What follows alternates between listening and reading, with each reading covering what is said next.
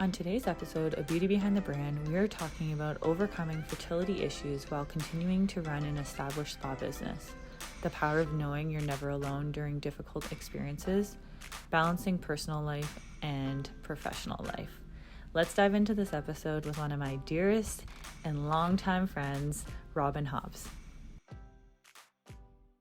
Okay, we've got one of my best friends on today. We've got Robyn Hobbs with us, all the way from Espanola, Ontario. So I'm so excited. I feel like you and I have constantly been trying to make this work, and I just feel like your passion for the spa industry, as well as your passion for growing a family and moving forward with that part of your personal life, has been a blessing the past few years, and actually getting into the space you are in right now in your mind frame, as well as being now a new mom. And I'm so excited for our listeners to hear your journey and your story moving forward, from kind of where you started getting into the spa industry, what your passion and drive was there, and then now to where you are today. Definitely. I'm super excited to share my story. So Espanola is a small town. I think it's west of Sudbury, I want to say. I should probably know this, but anyways, we're past Sudbury on the way to the Sioux. You actually drive through Espanola to go to the island, big old Manitoulin Island. So we would be kind of like a touristy town for people going through to the island. So very busy in the summer, not as busy in the winter. There's tons of campers you see driving by in the summer. Everyone's heading out to do their camping, and it's really, really busy. So yeah, small town girl, born and raised. I left Espanola after I graduated high school, actually the day I wrote my last high school exam. And I said I would never come back. I only went as far as Sudbury, though. And I took business in college. So it was about a 2-year general business course, graduated that. And then after that, I went on to work in different offices. So I worked in banks, I worked in a mall office, H&R Block, just kind of that sort of thing. And I always found myself getting bored with the job. And I figured it was what I was doing, like just working at H&R Block. Okay, let's switch it up. Let's go work at a bank. And I realized it was actually, I didn't like office jobs, being chained to a desk all day. That's just not my jam at all. So actually, it was Nicole and my husband who convinced me I to go to influenced school slightly. largely. And I'm really, really happy that I did, because honestly, I wouldn't be where I am today as the boss babe that I am. And I absolutely love it. So we ended up moving back to Espanola. This was actually before I went to school for aesthetics. Mm-hmm. And so I took my course. I opened my spa in my home. I did it by myself for about 1.5 years. It was perfect. We had a little granny flat with a separate entrance, so everyone could just kind of come around back, and it was nice. I could keep it separate from my home, which was perfect. And then I just got to a point where I was getting busy, and I couldn't fit everybody in. So I'm like, okay, I need to expand. I need to hire. And that's when I moved to a location in town. I rented a space beside a restaurant, and it's in like a little strip mall. So right on the main highway as well. So great exposure. I hired my first employee ever. And then about 6 months later, I hired my second employee. And then from there, it just kind of grew and grew and grew. And I've kind of had different employees kind of come through. And I've had one that's stuck with me this entire time, which is absolutely amazing. And it's been a huge growing experience. Like the entire business owning, spa owning, like training, hiring, firing, everything that comes along with it was just, it's a huge experience. And I honestly wouldn't trade it for anything. I love my job. I think our clients also make it, right? Like when you can have someone in and you just know you've made their entire week getting them in for those services, or even just remembering something about them when they've come back in, and having that relationship with your clients, as well as that community feel with it as well. Exactly. Yeah. Like my favorite part of the whole thing is making somebody feel good. So like I love doing massage. I love doing facials, like that type of thing. Those are my absolute favorite services to offer. I love every service I offer. Don't get me wrong, but those are my absolute favorite, because you get that like instant gratification, and Mm-hmm. you know that the client is feeling good. Like you can tell that they're Mm-hmm. just feeling cloud That's what I nine. always say to people too, is like you can be like even a hairstylist, esthetician, you can be whatever, but at the same time, you're gonna have the ones services you love the most. And I always Mhm. say that. It's funny when I like interview people, I'm like, well, so what are your favorite services? And there's always like you've got your like lash tech, nail techs, and you've got like massage and facials. Like you said, everyone's kind of got their own little realm of their favorite services too. And you're pretty much a full, you offer everything at your spa. I feel like everything, Like we've manicure, got pedicure, nail, massage. teeth whitening, like whole bunch of fun stuff. Yeah, that's amazing. Yeah, I feel like I'm listening to your clients, seeing what they want to be brought in and services and listening to them too. Cause obviously we have our favorite things we want to do all day, every day, but it's good to have variety. Oh, yeah, for sure. And that's what I love about the job too, is that no day looks the same. Like every single day is completely different from the one before. You have completely different clients coming through. You're doing different services all day long. Like it's just every day is completely different. And that's what I needed in Hmm. my career change.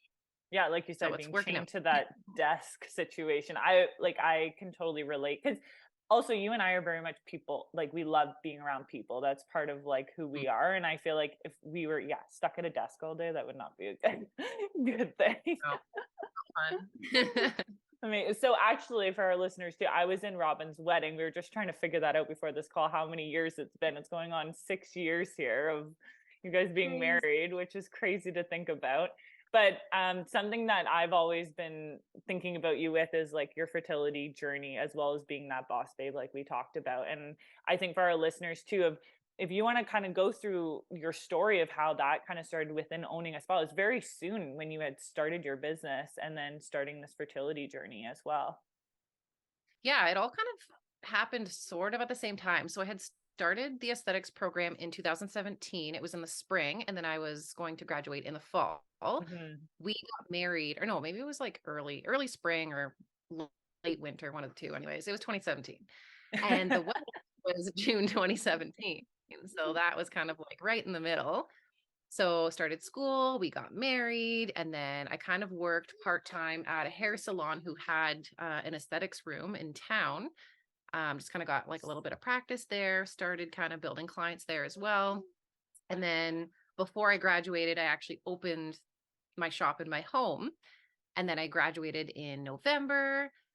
And I'm trying to think timeline. Everything is so blurry because it's been like years of Yeah. all this. Oh Yeah. my goodness. But yeah, so we decided that we were going to wait so I could get my business more established, kind of build my clientele. We didn't want to start trying for a baby just yet. I was on Depo-Provera, so that's like the birth control needle, for I want to say like 5 or 6 years. So we decided that in January, um, I would stop getting it, and then we would just kind of like be careful, and then maybe by summer we'd sort of start trying. So that's kind of Are you like me and every other entrepreneur on this planet, trying to make things as simple and easy as possible, even when it comes to your health? Goli apple cider vinegar gummies can help. Use promo code NickManion at checkout for 10% off your order. For those looking for a different take on apple cider vinegar, Goli apple cider vinegar gummies contain all the old school benefits of traditional apple cider vinegar in an easy take gummy form. Their products are vegan, gluten-free, non-GMO, and gelatin-free. Taste the apple, not so much the vinegar. 2 gummies contain 1 apple cider vinegar shot. Now, don't forget to use promo code NickManion at checkout for 10% off. So that's kind of what we did. And we had been trying for about a year and nothing was happening. So I'm like, okay, like I wasn't completely ready yet anyways. So I wasn't totally upset, but I was kind of just like, okay, that's kind of weird that nothing's happening. So maybe I'll go to my family doctor. I'll see if she can kind of refer me somewhere or give me any insight. So that's what I did. And she referred me to the fertility clinic in Sudbury. So we started there. That would have been, oh my goodness. I think at this point would be 2019. So it'd be maybe the fall or something like that. So I went in, we both had our tests done, blood work, stuff like that. And then they tried me on an ovulation medication for my cycle, like my first cycle there. And we ended up getting pregnant on that. So this time was about November, I think. No, it was October because it was Halloween. I went out for Halloween that night, and before I went out, I decided to take a pregnancy test, and it was positive. And I'm like, oh my, okay, here we Oh go. goodness. Like super excited, but I was like, hey, I got a fake drink tonight because like people are going to True. know if I'm Hmm. not drinking. So yeah, so I went out with my girlfriends, had a good time, and then I think I was about 5 weeks pregnant, and we had gone for an ultrasound, and they told us like, okay, the heart rate's a little slower than we'd like to see. We'll check back next week and kind of see like how things are going. Hmm. And by the next week, we had gone in and, excuse me, they brought us into a room and they sat us down and told us that they were very sorry, but the baby's heart had stopped beating. So that was heartbreaking. Hmm. We were completely devastated. We had told my parents, we had told some friends, my sister and her boyfriend at the time. And it was just a really difficult thing to deal with, especially not that any miscarriage is easy to deal with, but as our very first time having a miscarriage, it was just, like I said, very devastating. Hmm. And of course, that was right before Christmas too. So it was just like huge bummer. Hmm. So we dealt with that and just kind of tried to heal a little bit before we tried again. And then in March, we decided we were ready to go back to the fertility clinic. We were going to try either like the ovulation medication again or whatever they suggested. So that's what we ended up doing. We tried the medication again. And then I was supposed to have an appointment to go in and like have everything checked up on. And then that's when COVID happened and the world shut down. Yeah. Yeah. So that happened. Um, and then I remember one day I just like had this feeling. I'm like, okay, I need to like pee on a stick. So I did, and it was positive, and I was like, oh my God. I was very cautiously optimistic, of course, because I was still kind of scarred from the first time. Hmm. And I just remember like something in me was saying like it's okay to be excited. So I'm like, okay, maybe this is a good sign. Maybe it'll be okay this time. Hmm. So because that was happening, I was able to get into the fertility clinic because I was actually pregnant at this time and we had a previous loss. So essentially the same thing ended up happening. At about 5 weeks, we had that it's called a missed miscarriage when the baby's heart stops beating. So that happened again. We had the confirmation in April of 2020. And I just got extremely just like I felt so down and I didn't know where to turn and I just felt like it wasn't working and this fertility clinic wasn't doing what I needed to have done. So then I decided to turn to a naturopath and I worked with the naturopath for probably it was quite some time. I want to say maybe like 8 months or something. Okay. And Yeah. we tried different supplements and like different blood tests for hormone levels and stuff like that. So I had tried a bunch with them and yeah, so this would have been still 2020, I guess late 2020, and then into 2021, even early 2021. And then after that, I ended up going back to the fertility clinic because the naturopath wasn't working. And I was like, oh my goodness, like I don't even know what to do. So I'm like, hey, whatever, I'll turn back to science. And Hmm. I did. We tried more um like ovulation medications, stuff like that over the summer. And there was a trigger shot that we had tried as well. That unfortunately failed. And I had a few chemical pregnancies as well. So it's not when they're confirmed by a doctor, but it's basically like a early miscarriage. Like you're just Okay. barely pregnant and then you get your period. So it's super, super, super early. Still super crappy, not quite as heartbreaking as a missed miscarriage, but still Hmm. awful. Hmm. And um earlier that year, I had a friend of mine telling me to get on a wait list for an IVF clinic down in Toronto. And I was like, I don't need IVF. I don't want IVF. She's like, that's okay. You don't have to need it or want it. Just get on the wait list. Yeah. And then if you decide that's the way you're going to go, at least you're on the wait list and you On will wait be lists. contacted. Yeah. Yeah. So I did. And I'm so, so happy I did because honestly, if I didn't, I would not be in this situation that I am now. So they had called us in August and set up our consultation for September. So this was 2020, 2021, sorry. We had our consultation on the phone, and then they said, when you start your next cycle, come on down to Toronto. We'll do your blood work. We'll do all your testing. We'll do all that. And then we'll kind of go from there. Mm-hmm. So we did. We went to Create Fertility, and I owe this place my life, honestly. Aw.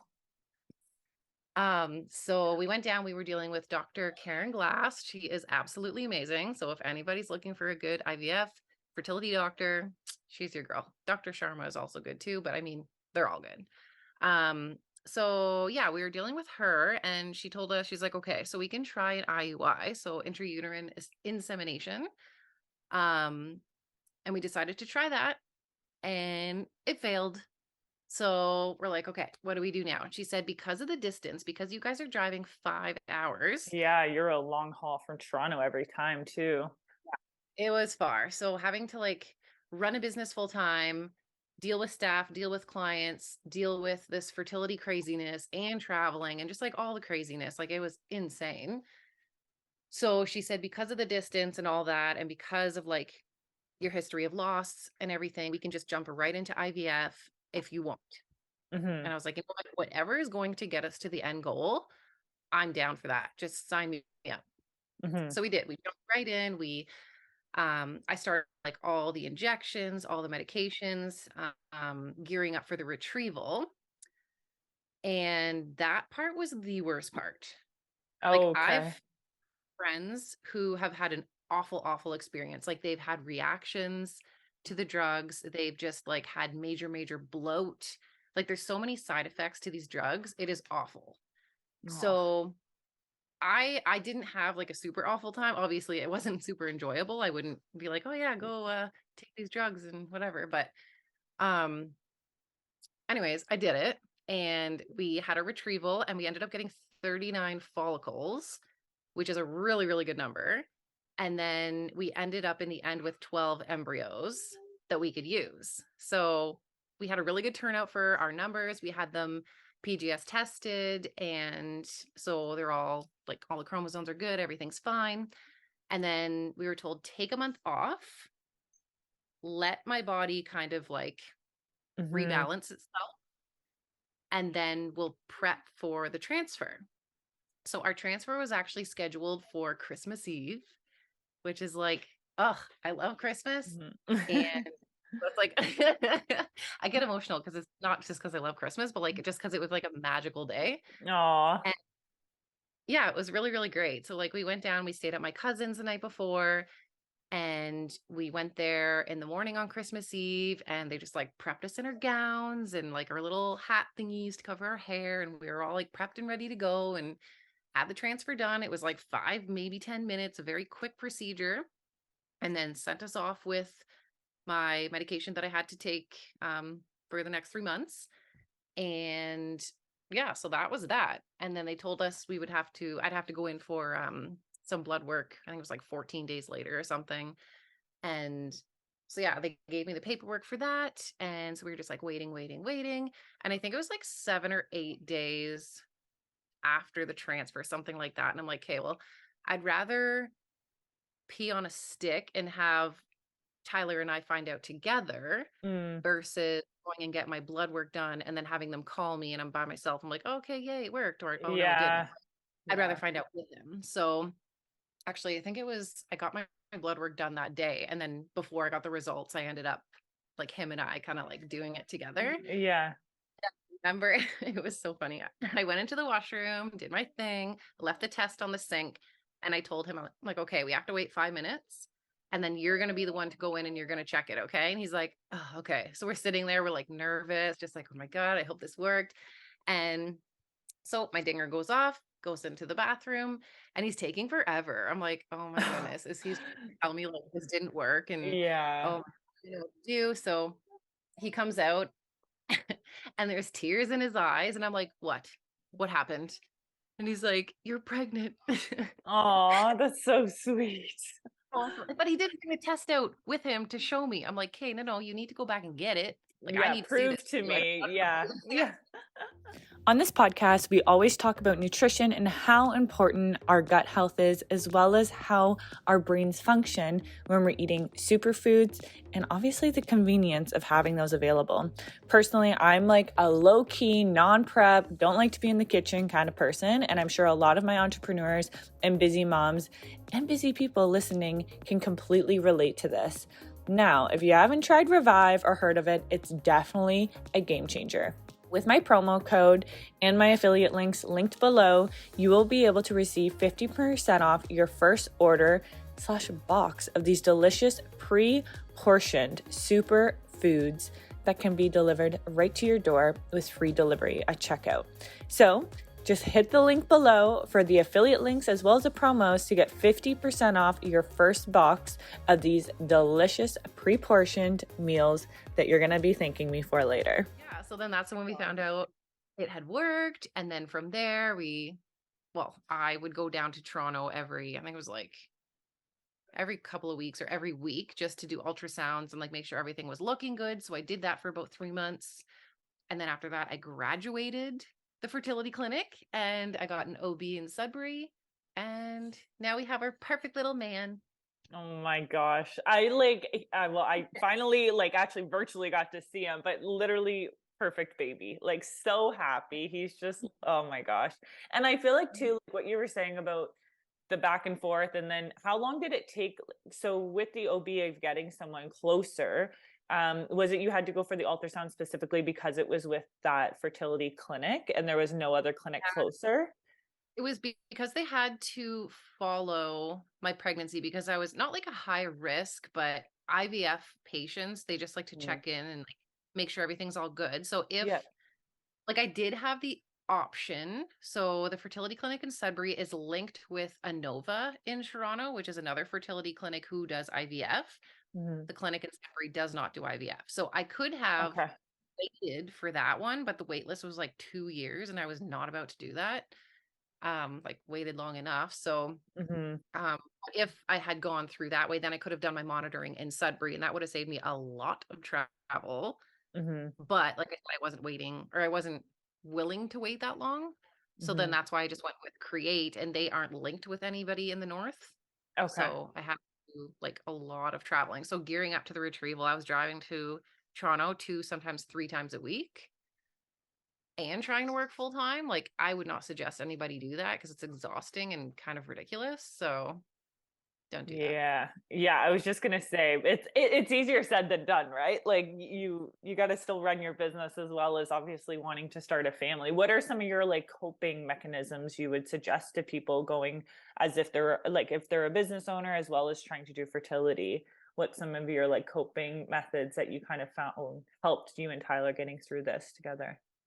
Honestly, like we just kept open communication with each other and Hmm. told each other everything how we were feeling because I'm really, really bad with bottling everything up and just like not saying anything. And then I just like lose my shit completely. It's not good for anybody. So, so we kept open communication. And then I also started an Instagram page. It's at Bliss Candles Co. And that was where I started to share my story with everybody else. So I had done that after, I believe it was after our second loss. And it was during the lockdown too. So I was like Hmm. not really having anybody to talk to. I mean, I did, like I could pick up the phone and call somebody, but I just knew I felt so alone and I just felt awful. And I knew there was other people also suffering with this as well. And I needed to get the word out that you aren't alone. Like if you are going through this, like you're not alone. There's always somebody you can talk to. There's always somebody that can relate to you and kind of like share experiences. And honestly, just talking about it was the best. Just like throwing it out on the internet and Hmm. having, like, I had so many people inbox me and say, oh my goodness, I had no idea you're going through this. I'm so sorry. Like, I've also been dealing with this. And they told me their story. And I'm like, oh my Hmm. God, see, there's so many more people that you'd have no idea because everyone is so good at keeping secrets because they Yes. don't feel comfortable sharing it. Like, it's such a taboo subject. It's Hmm. insane. Yeah, and I think too, even for us, like as like we're still classified as young, and the amount of people within like their 20s that are struggling with this, where like my mom's generation never once would talk about something like this, but I feel like we're starting to allow these conversations happening, and like you said, not letting them know they're alone. That's definitely something in any subject too, like yes, fertility, but then I feel like even mental health, all the different things that people think, oh, visually we look like everything's fine, the world's perfect, but then we're dealing with these things that no one really wants to share or really get to know that part of us too.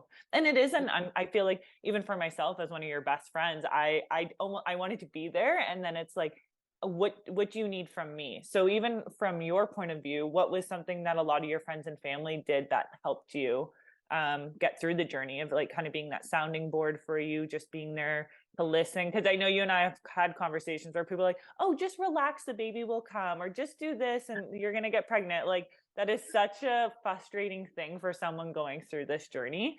So what were some of the things that friends and family could do for people going through this journey as well? Don't say things like just relax, just Yeah. go on vacation. Do not say that. Yeah. Honestly, just make sure that they know you're there for them. Anything you need. If you just need, like you said, a sounding board. If you don't feel like cooking dinner one night, like drop off food and just be like, hey, I know you're not feeling up. Like, just here you go. Here's a casserole. Ordered you a pizza, whatever. Like, just something so you don't even have to think about dinner. Just make sure they're okay.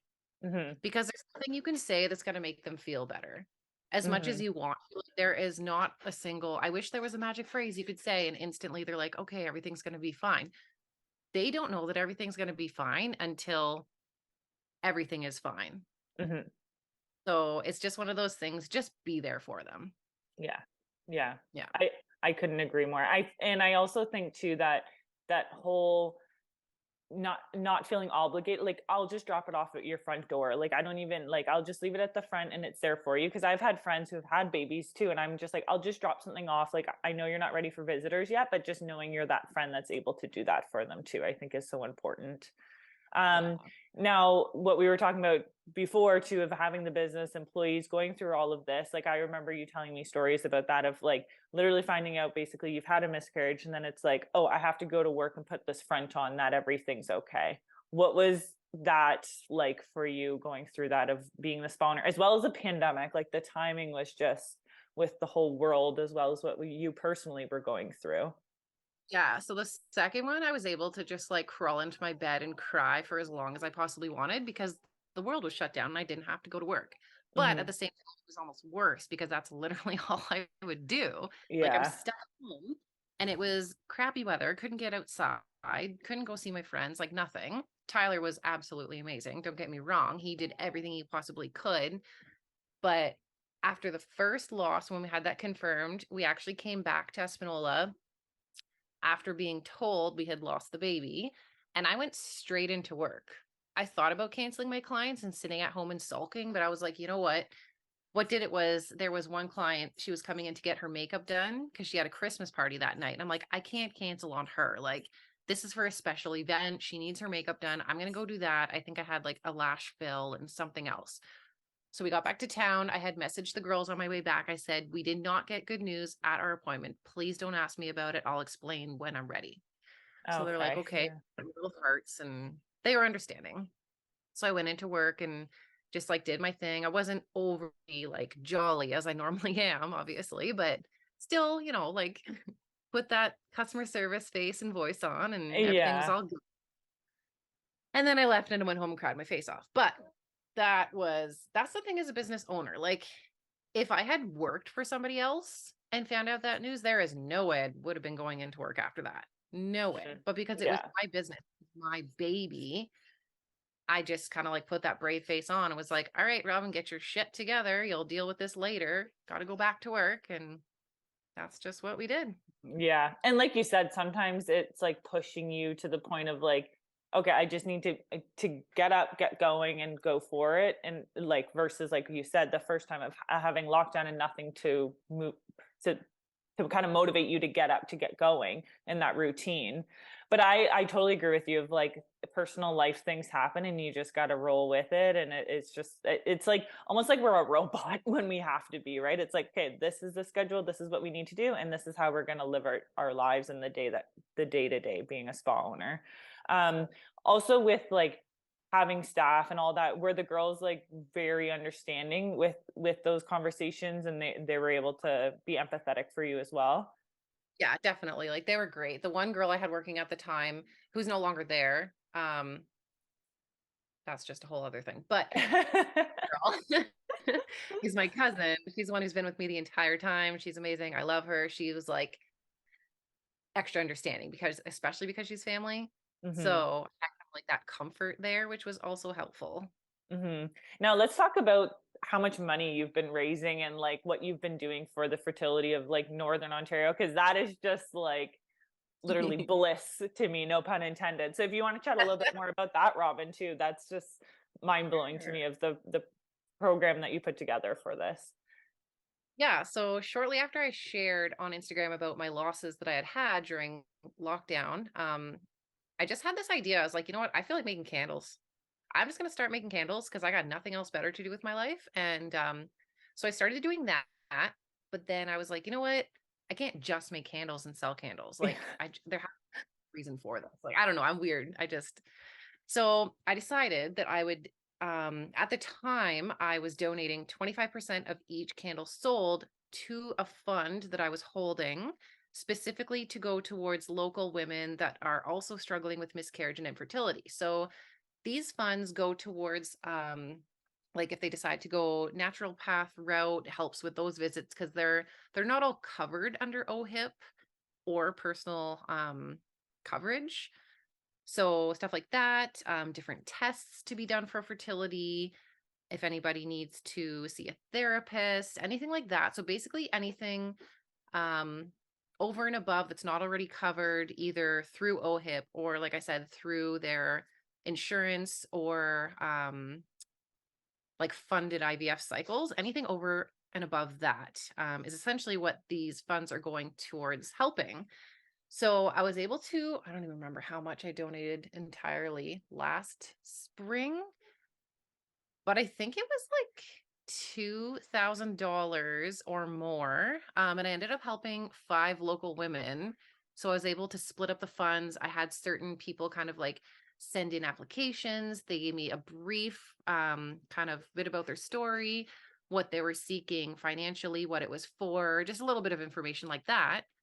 So that felt really, really nice being able to mail out those checks and just be like, okay, I am helping a little bit these women. So it was anybody from like basically in Northern Ontario, because we don't have a whole lot of help in Northern Ontario. Like we do, but definitely not as much as there is down south. It's a lot harder for us and there's more traveling involved and lots more stuff like that. So that is what the candles were created to do. And that's what they are still doing to this day. I've kind of taken back a little bit. I haven't been making as many candles just because like motherhood, business owning, everything, summertime, everything is just getting like, like I don't have a lot of time. I do still have candles. Like I sell them at a local grocery store. I sell them at another local shop as well. I have them in the spa. And then I sell them online and through Instagram and all stuff like that. So it's still going. It's just kind of like slowed down for now. But then in the fall, I'm hoping to kind of like reboot. That's and amazing. on. And it's the perfect time of year, falling candles. I feel like that's a great way to get that projection going again for it. And we'll make sure to put all your links below too, Robyn. So I'll get all your links and we'll go over those together for the show notes below, because yeah, anyone listening to this, if you're interested in helping this mission, I feel like it's so dear to everyone's hearts, and Northern Ontario as well, like you said, of the travel and a lot more needs to go into it, and also just the area and learning all these things that you shared with us today too. I feel like it's kind of like the world is here, but knowing what someone else is going through, I think is so important. And I appreciate you spending time with us today and sharing that, because I've heard this story, but I feel like every time I hear it, it's taken a long time for me to be able to sit here and not cry hearing your story. I know I got like a little choked. I haven't talked about it so long actually, and I just Yeah. like caught myself kind of getting choked up about certain aspects of it. But Hmm. yeah, Hmm. yeah, Well, having me. yeah. And I think it's such a beautiful thing. And obviously you made an absolutely perfect baby. And I'm so happy for you and Tyler. So thank you so much, Robyn, for spending time with us today. Thanks, Nicole. Okay. We'll chat soon. Thanks, Robyn. Okay, bye.